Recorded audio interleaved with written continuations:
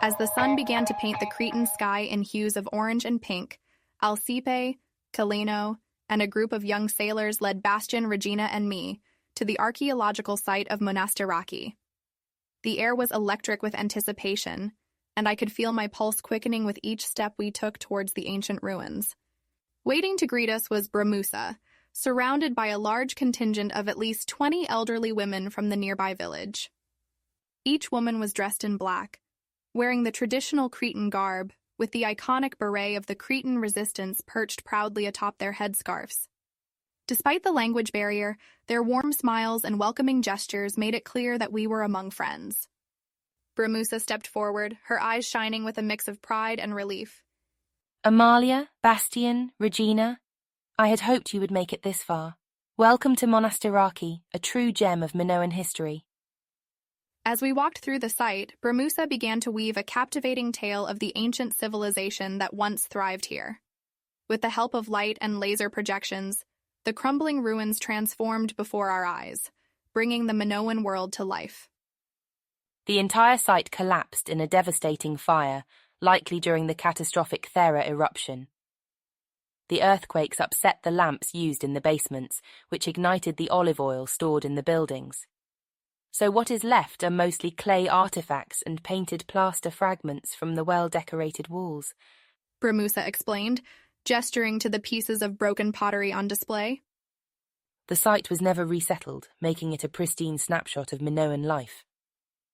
We passed through areas where the Minoans had once engaged in the production of pharmaceutical oils, resinated wine, barley beer, and honey mead. Some storage areas showed evidence of agriculture and animal husbandry. The light projections flickered, alternating between the present-day ruins and the bustling workshops of the past. I could almost imagine the scent of herbs and spices that must have once filled the air. Bastian's eyes widened as he took in the sight of the ancient production facilities, the laser projections illuminating the once thriving space. The Kikion, the ritual elixir of the Eleusinian mysteries. Could they have been making it here first? Bramusa led us to a storage room lined with massive pithoi for bulk storage and smaller araboloi, each one of the smaller vessels sealed with marked clay. The vessels themselves were shattered into mismatched pieces, but the light projections brought them back to life, their intricate designs dancing across the ancient walls. These araboloi contain the sacred elixirs, she explained, pointing to the ghostly images of the ceilings. And see these seal markings? They match the ones found on other seal-impressed clay nodules located in the same room, nodules with vestiges of parchment and ink. Regina gasped, her mind racing with the implications. Could they be herbal texts and recipes, like the ones in the Voynich Manuscript? One of the Cretan women nodded, a knowing smile on her weathered face. She spoke rapidly in Greek, gesturing to the markings. Bramusa translated. Eleni says it's very possible. The ceilings bear talismanic symbols, like the bull's horns and the poppy, clear indicators of the elixir's purpose. In a moment of unexpected gallantry, Bastian offered Eleni his arm. She looked surprised for a moment, then let out a delighted cackle and looped her arm through his. She was a frail-looking woman in her late 70s. She was about half his height and carried most of her weight around her hips, enhanced by an enormous black skirt that gave her the wasp-like figure of her ancestors. Together, the unlikely pair set off to explore more of the ancient site, Eleni chattering away in Greek and Bastian nodding along, a goofy grin on his face. I watched them go, my heart swelling with a mixture of amusement and affection. As we approached the center of the Monastiraki hill, a large rocky outcrop came into view. Bramusa guided us into a room within the archaeological site, where the six-pointed stars glimmered on the walls, shattered frescoes brought to life by the light projections. A two-storied clay shrine, complete with the iconic horns of consecration, stood as a silent testament to the rituals that had once been enacted here. And right by it, a statue of a naked woman nursing an adult young man. Demeter nursing Triptolemus back to health. He then went on to teach the world about the art of agriculture. She led us into a closed room next door, no longer relying on the light and laser reconstructions. Inside, we found painted plaster fragments adorned with stars and carved stone shelves lined with what appeared to be hundreds of parchment sheets and rolled-up papyri. all severely carbonized and ashen. Each charred clump bore perfectly preserved ceilings with stars and gears reminiscent of the Antikythera mechanism and the Voynich Manuscript. The documents, so fragile they threatened to crumble at the slightest touch, were protected behind what appeared to be strong glass. Archaeologist Mercy Moneycouts found them soon after the end of World War II. That's my gal! A sense of pride washed over me. Those Nazi bastards were terrible archaeologists, Bastian said, shaking his fist in the air. Eleni mimicked him, spitting some words we couldn't understand but could certainly guess. The library of the goddess. Regina breathed, dropping her jaw with wonder. Are they really our lost? Bramusa nodded solemnly. We don't know for certain. The documents are so delicate that any attempt to recover them would have led to their destruction. We're monitoring the Vesuvius Challenge, a machine-learning X-ray tomography and computer vision competition, attempting to recover the Herculaneum scrolls. If that works, we hope to use the same techniques to reveal these secrets without causing harm. We can't just announce our library to the world. Too many would seek to destroy it. I turned to Bramusa, my mind racing with questions. I was led to believe their scholars taught herbal medicine and astronomical knowledge to support agriculture. Is that right? One of the Cretan elders stepped forward, her eyes shining with a wisdom that seemed to span centuries. She spoke in rapid Greek, her wrinkled hands gesturing emphatically. Bramusa listened intently, nodding along as the woman spoke. Sophia says they also sought to promote peace. Bramusa translated, her brow furrowed in concentration. Sophia was now pointing at a neon projection of a fresco in an adjacent room. It depicted a young man leaping over a bull. She looked at me intensely and kept repeating the words, peace, and Cyrodakis? The name stirred a distant memory, but I couldn't quite place it. Bramusa looked at the old woman, her eyebrows raised in surprise. Mercy Cyrodakis? Bramusa turned to me. Mercy is the archaeologist I mentioned previously. She led this chapter of the order and married a local chap. I must confess that we are not the most cohesive of secret societies. We're a loosely coupled order, with all sorts of communities forming all over the world, each with their own goals, bringing their own interpretations to old myths and artifacts. Mercy was fantastic at keeping her local community united and working together. I realized Sophia was using Mercy Moneycouts' married name. My eyes locked on the old woman. Mercy? Yes, I know of her. Sophia nodded, a smile spreading across her face. Son, She replied, and then she added, Machina. Before I could ask for clarification, a piercing scream shattered the hushed reverence of the moment. Regina tackled Bastian to the ground, shielding him from a sudden flare of fire that erupted from the shadows. I watched in horror as the flames licked at her shoulder, leaving angry, blistering burns in their wake. 3 men emerged from the darkness, advancing towards us, 2 holding menacing-looking blowtorches in their hands. The air crackled with tension as we realized the danger we were in, the insight that had been dancing just out of reach momentarily forgotten in the face of this new threat. They tracked us, Saeleno said. As the attackers advanced, the Cretan women sprang into action with a fierce determination that belied their age.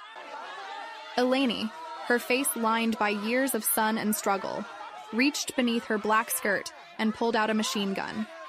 She aimed it at the feet of the men with the blowtorches and fired a warning shot, the sound echoing off the ancient stone walls.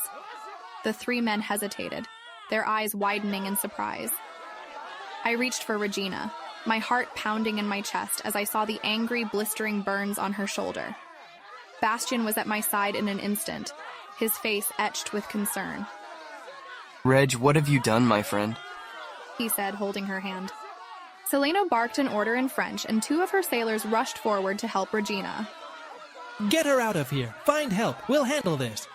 I hesitated, torn between my desire to stay and fight and my duty to help my friend.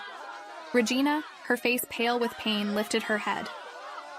Amalia, Bastian, you have to keep going. For all of us. The world needs to know what we've discovered here. Bastian looked like he wanted to argue, but Alcipe cut him off. She's right. she said, her tone leaving no room for debate. You have a job to do. You're here because of your skills and network, don't forget that. Hey, Reg, I'll keep an eye out for your virgin birth. I promise, he said as she waved faintly. As Teleno and the sailors helped Regina away, I turned my attention back to the battle unfolding before us. The Cretan women had grabbed whatever weapons they could find, shovels, rocks, even shards of ancient pottery, and were advancing on the attackers with a fierce battle cry. Sophia shouted, her voice ringing with anger. I didn't understand the words, but the meaning was clear. Come and get us, you bastards!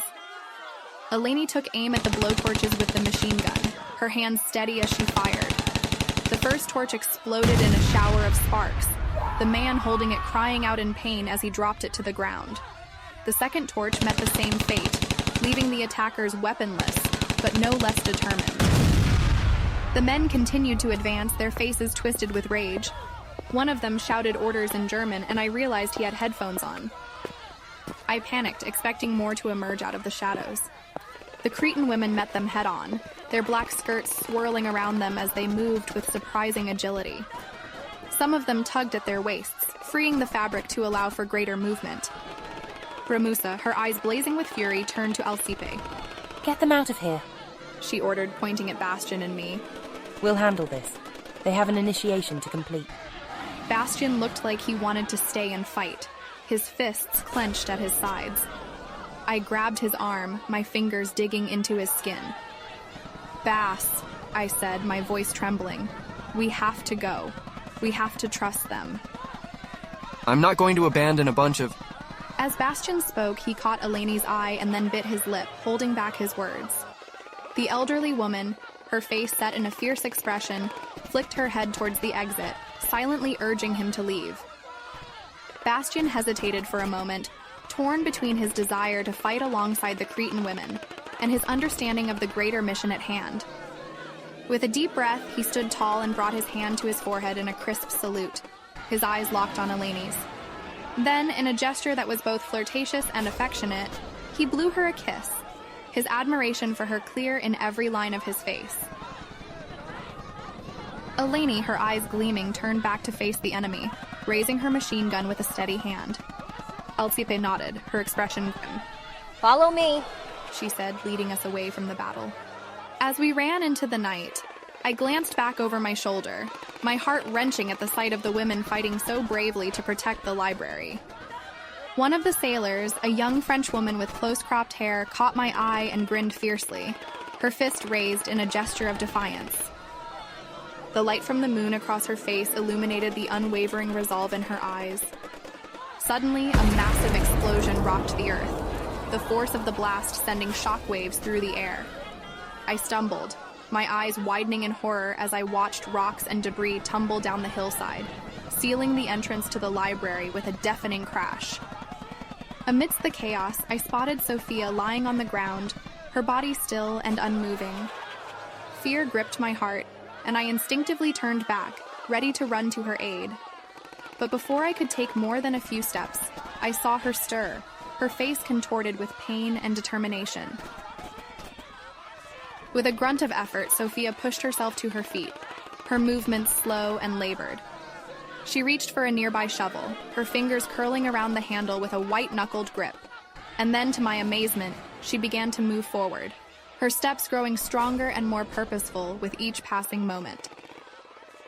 I watched, transfixed, as Sophia strode towards the raging battle, her brows heavy with a fierce resolve. The other women rallied around her, their voices rising in a defiant chorus as they met the attackers head-on. Alcip's hand on my arm jolted me back to reality, her urgent tug reminding me of the mission we still had to complete. With a last, lingering look at Sophia and the other women, I turned and ran, my heart heavy with the knowledge of what they were sacrificing for the greater good. The library had been sealed, but I hoped the precious documents had survived the blast. I turned away, tears stinging my eyes, as Bastian pulled me forward into the back of the Jeep. We really need to find Dr. Hathaway. Any idea where she is? Alcipe grew serious once more. Yes, we'll be meeting her very shortly now. Let me guess. Bastian said, eyebrows raised knowingly. Longitude 23.525 on the Elefanici Peninsula. Close. Alcipe replied cryptically. We're actually aiming for an underwater landmass just off the peninsula's coast, near the edge of Crete's insular shelf where the seafloor starts to slope down steeply into the abyss. My eyes widened in surprise. Is Hathaway waiting for us on a boat out there or something? Alcipe shook her head, a sly grin spreading over her face. Oh no, not a boat. Our destination is the womb of the goddess herself. A hidden cave system 15 meters beneath the waves, accessible only by diving through a secret entrance. I hope you're ready to get wet again. My stomach churned with nervous anticipation, growling louder than ever as the sounds of the battle started to fade behind us. The prospect of diving into an unknown submerged cavern was daunting enough on its own. I only hoped my hunger-addled brain would be up for the challenge. But one way or another, I knew the answers I sought lay waiting in the secret heart of the ancient mystery. Steeling myself, I gave Alcipe a thumbs up. Soon enough, it would be time to take the plunge.